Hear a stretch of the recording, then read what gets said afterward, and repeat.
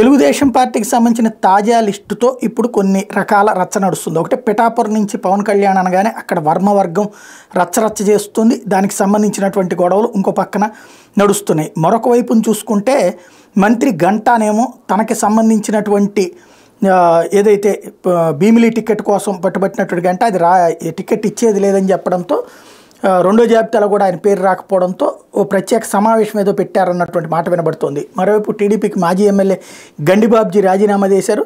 దక్షిణ నియోజకవర్గం సీటు ఆశించినా రాకపోవడంతో అది జనసేనకు వెళ్లడంతో ఆయన ఆగ్రహంతో రాజీనామా చేసినటువంటి పరిస్థితి.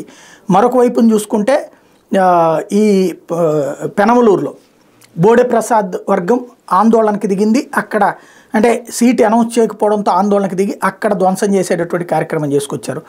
ఓవరాల్గా చూసుకుంటే 1 by 1 రచ్చ చేస్తున్నటువంటి పరిస్థితులు అయితే కనబడుతున్నాయి. ఇది అక్కడ బోడే ప్రసాద్ వాళ్ళ వర్గానికి సంబంధించినటువంటి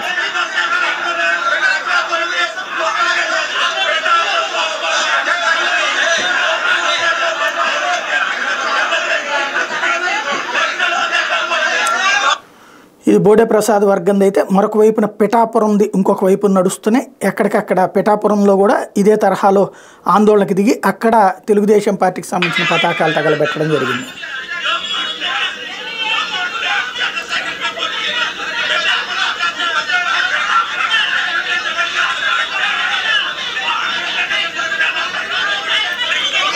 ఇది వరుసగా ప్రస్తుతం జరుగుతున్నటువంటి యాక్టివిటీలు. ఇవి 2-3 రోజుల్లో సర్దుకుంటాయని పార్టీ భావిస్తోంది.